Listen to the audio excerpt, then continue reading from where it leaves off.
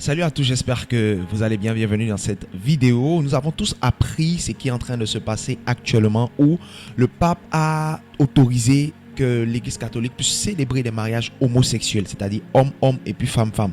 Et cette nouvelle a suscité beaucoup de remue-ménage sur internet. Les uns et les autres ont partagé leur avis et certaines personnes se sont élevées de façon drastique contre ce que ce que le pape a dit.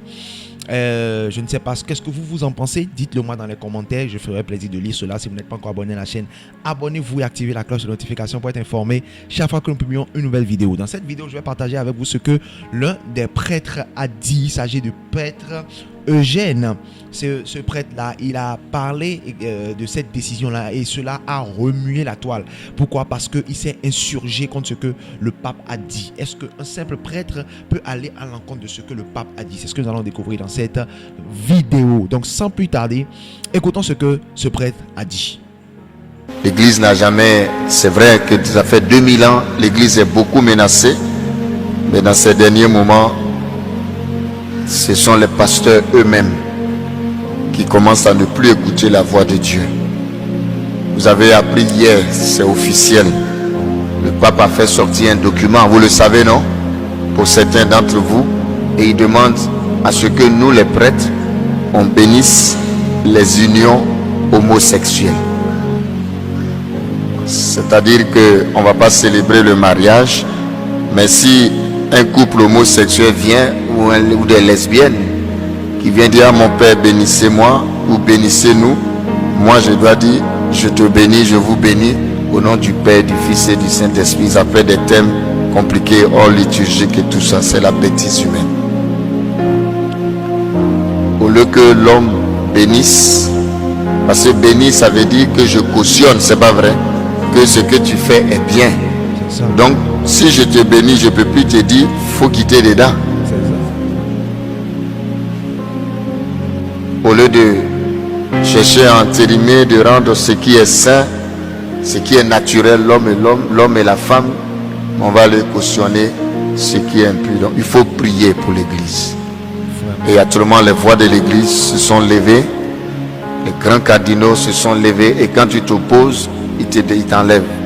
Bon, prions du vite que Dieu le prenne, parce qu'à la où on va, si on reste, si demain il a commencé à dire laver les pieds des femmes, maintenant on va bénir, c'est-à-dire c'est normal, il dit non, on ne va pas célébrer à l'église les mariages. Il faut que je vous explique parce que vous allez comprendre.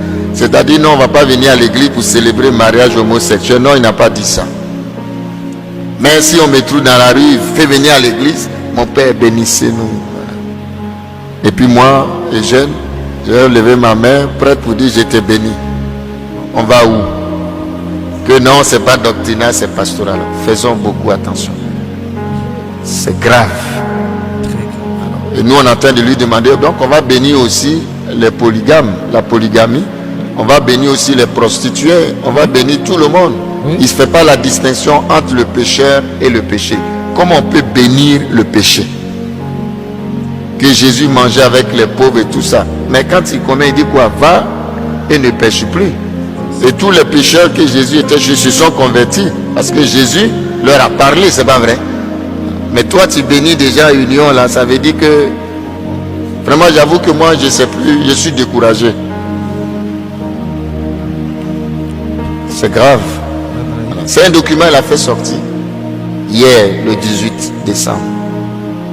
C'est sur les réseaux, là, vous avez vu les documents. Allez-y, cliquez, vous allez lire. C'est du n'importe quoi. Et puis au moins de nous laisser célébrer Noël quand même, nouvelle année, n'est-ce pas? C'est la période où les homosexuels, alors on se demande même est-ce qu'eux-mêmes ils ne sont pas dedans? Vraiment? Non, il faut qu'on vous dise parce que c'est officiel, pour que vous soyez forts pour défendre votre église.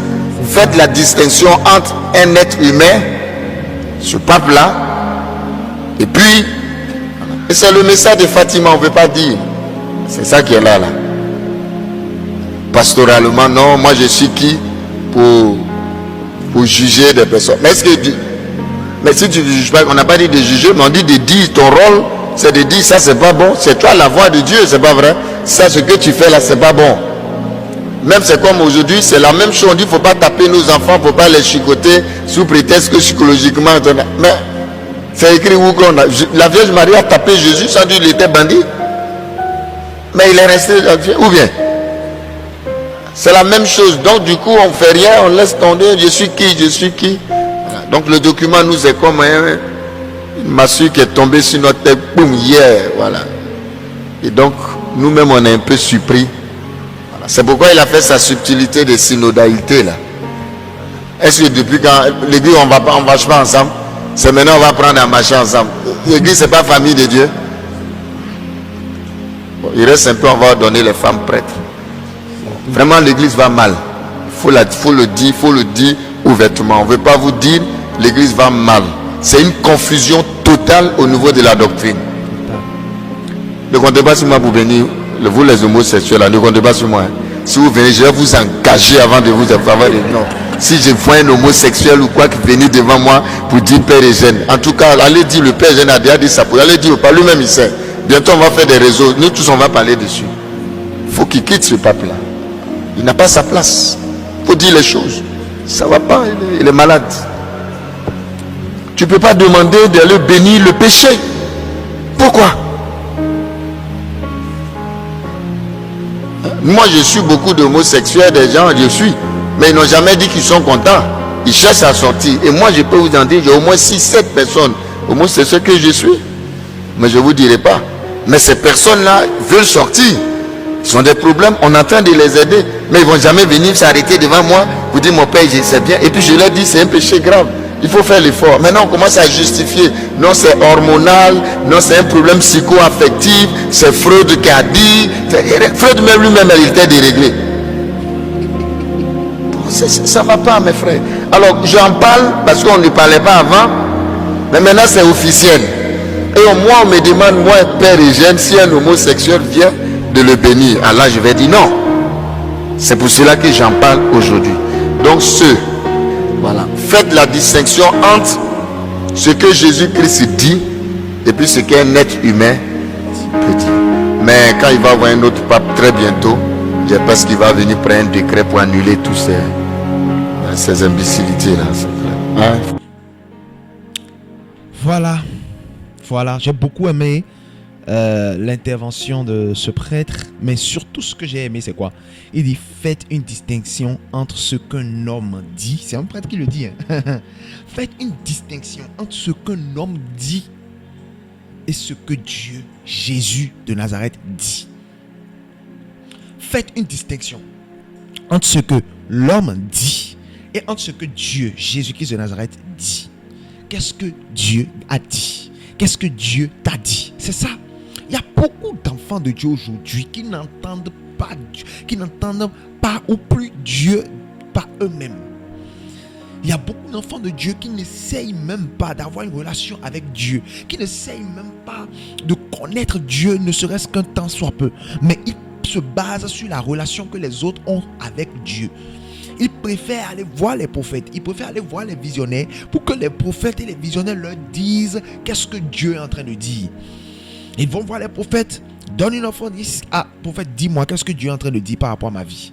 Mais le prophète dans le Nouveau Testament ne peut pas te dire quelque chose que Dieu n'a pas dit. Si Dieu ne veut pas parler, si Dieu ne veut pas te parler de ta vie, le prophète ne peut pas te dire. S'il te parle, c'est qu'il a inventé, il a inventé quelque chose parce que tu as amené une offrande. C'est ça. Donc, la Bible nous parle et nous recommande que chacun de nous ayons une relation avec notre Dieu. Ce qui va te sauver, surtout en ce temps de la fin où nous sommes, c'est ta relation personnelle avec Dieu. Quelle est la relation que tu as avec ton Dieu?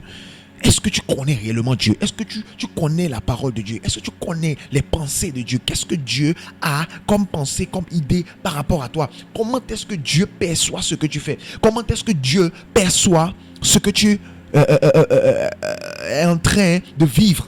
C'est ça.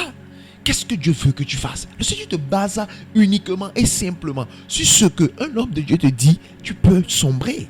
Tu peux sombrer parce que l'homme de Dieu peut être un faux homme de Dieu.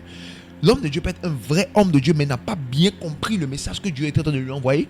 L'homme de Dieu peut être un vrai homme de Dieu et tordre un peu le sens, parce que Dieu, lorsqu'il parle, il utilise parfois des symboles et c'est à l'homme de Dieu d'expliquer. C'est pourquoi souvent dans la Bible, vous allez voir, il dit au prophète, que vois-tu? Et le prophète dit, voilà ce que j'ai vu. Mais il dit, ok, par rapport à ce que tu as vu là, voilà ce que ça veut dire, voilà ce que ça veut dire, voilà ce que ça veut dire, voilà ce que ça veut dire. Donc Dieu utilise beaucoup les images. Donc si Dieu ne révèle pas au prophète ou ne dit pas au prophète, voilà ce que tu as vu là, c'est ça, et que le prophète doit décoder le message par lui-même, il peut te décoder cela, mais son interprétation peut ne pas être juste. Regardez par exemple ce qui s'est passé avec Joseph. Et lorsque Pharaon a fait ce songe-là, il a vu 7 vaches qui sont grasses et 7 vaches qui sont maigres. Mais si toi on te raconte une histoire, est-ce que tu peux jamais penser que les 7 vaches grasses représentent cette année, que les 7 vaches maigres représentent également cette année? Tu ne peux jamais penser ça.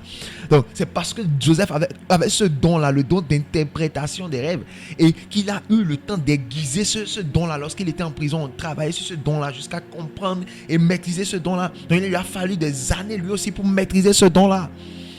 Est-ce que vous comprenez? Donc si il donne il dit à Pharaon, il a dit à Pharaon autre chose que cette explication, est-ce que Dieu a menti? Est-ce que ce que Dieu a montré c'est faux? Non, Dieu a parlé à Pharaon, il voulait le sauver. Mais celui qui a donné l'interprétation, s'il donne une fausse interprétation, l'Égypte n'allait pas amasser les choses pour les temps de famine. Et pendant les temps de famine, l'Égypte n'allait pas s'enrichir à ce point. Donc vous devez comprendre que tout dépend de l'interprétation de ce que Dieu a dit là. Quelle est l'interprétation que tu sors de cela? Donc déjà tu dois entendre Dieu par toi-même et tu dois comprendre quelle est l'interprétation de ce que Dieu a dit. Si tu te bases simplement sur les prophètes, non, ça va pas marcher, parce que Dieu lui-même dit que nous devons éprouver les prophéties. C'est pas parce que la prophétie sort d'un homme de Dieu, qu'il soit réputé ou pas, tu dois éprouver cela. Tu ne dois pas prendre ça comme directement une parole d'évangile, mais tu dois éprouver cela. C'est pourquoi souvent la prophétie vient comme une confirmation. C'est-à-dire quoi? La prophétie vient confirmer ce que Dieu t'a déjà dit. Mais si tu n'as pas entendu parler de Dieu, tu vas prendre la prophétie comme une directive, une parole d'évangile que tu dois suivre. Et c'est comme ça que beaucoup d'enfants de Dieu se sont retrouvés fauchés, se sont retrouvés détruits, se sont retrouvés brisés, anéantis. Et ils ne veulent même plus entendre parler de l'église, tout simplement parce qu'ils sont tombés sur des hommes de Dieu qui soit sont des faux hommes de Dieu, ou soit sont des hommes de Dieu qui n'ont pas pu saisir correctement l'explication, l'interprétation du message divin. Donc c'est pourquoi il est très important que toi-même tu apprennes à écouter d'abord la voix de Dieu, et que tu apprennes maintenant à analyser les choses, chaque chose qui vient à analyser. C'est ça que ce prêtre-là a dit. Il dit, faites la différence entre ce qu'un homme, parce que le pape c'est un homme, il ne détient pas la science absolue. Non, il ne détient pas, comment on appelle ça, le monopole de la connaissance. Même Pierre, qui, selon les catholiques, a été le premier pape, qui a été celui-là à qui Jésus a confié l'église en partant, même lui-même il a fait des erreurs, même lui-même il a rejeté le Seigneur Jésus. Donc ça veut dire quoi? Que même le pape fait des erreurs. Mais si toi, tu le suis dans son erreur, mais tu vas mourir. C'est ça le problème. Donc, nous devons faire toujours la différence, que ce soit un homme de Dieu, que ce soit un pasteur, un évangéliste, un apôtre, un prophète. Nous devons toujours faire la différence entre ce qu'il est en train de dire en tant qu'homme et ce que Jésus nous a dit. Si ce que lui est en train de dire en tant qu'homme de Dieu ne correspond pas à ce que Dieu a dit, nous devons donc choisir ce que Dieu a dit et laisser ce que lui a dit. Parce que au jugement dernier, ce n'est pas lui qui va nous juger, mais c'est Dieu qui va nous juger, Dieu étant sur son trône. Et sur quelle base Dieu va nous juger? Il va nous juger sur la base de ce qu'il nous a dit. Et c'est ce que Jésus va te demander. Il va te demander, mais qu'est-ce que je t'ai dit? Qu'est-ce que j'ai dit dans ma parole? Pourquoi tu as abandonné ce que moi j'ai dit et tu t'es basé sur ce qu'un homme a dit? Et tu iras en enfer. Tu iras en enfer. Donc celui-là maintenant, il a parlé. Il a parlé. Quand il a parlé, imagine-toi maintenant que à l'approche de ça, Moïse se répand de ce qu'il a dit. Et Dieu lui pardonne. Ouais, et il meurt. Et il va au ciel. Maintenant, ceux-là maintenant, qui l'ont suivi dans ce faux-là maintenant, ne savent pas que lui s'est repenti et qu'il est en train d'aller au ciel. Donc eux maintenant, ils vont dire, ah, c'est lui qui a dit ça. Donc j'ai rêvé, il est allé au ciel. Donc si lui il a dit ça et qu'il est allé au ciel, donc moi-même j'irai au ciel si je continue à vivre ce genre de vie. Non. Est-ce que tu sais ce qui s'est passé? Tu sais ce qu'il a dit à Dieu en moi? Est-ce qu'il a, tu sais, tu connais la révélation qu'il a eue? Comment Dieu s'est manifesté à lui pour dire que ce que tu as fait c'est faux, ce que tu as fait c'est grave, répands-toi. Et il s'est repenti. Quand il s'est repenti comme ça, paf, il est mort. Et il est allé au ciel. Maintenant toi, parce que tu as rêvé, tu l'as vu au ciel, ça veut dire que donc c'est bon de bénir les homosexuels. Et tu rentres dedans. Et quand tu iras là-bas, on va te dire, ah, voilà, ce qu'il avait dit c'était faux. Et Dieu lui a reproché cela. Mais il n'a pas eu le temps de le dire au monde entier pour que le monde entier puisse se repentir. C'est ça en fait.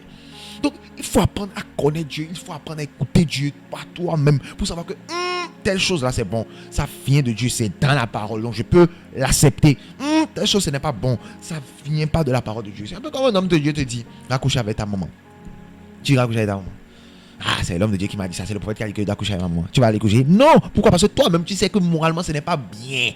C'est la même chose. Donc lorsque l'homme de Dieu te dit quelque chose, lorsque un envoyé de Dieu dit quelque chose, et que ce n'est pas conforme à ce que la Bible a dit, à ce que la parole de Dieu a dit, à ce que Jésus nous a enseigné, nous a dit, nous devons tout simplement le rejeter. Et la Bible dit dans le livre de Lévitique 18, verset 22, tu ne coucheras pas avec un homme comme on couche avec une femme. C'est une abomination. C'est une abomination. C'est une abomination. L'homosexualité est une abomination devant Dieu.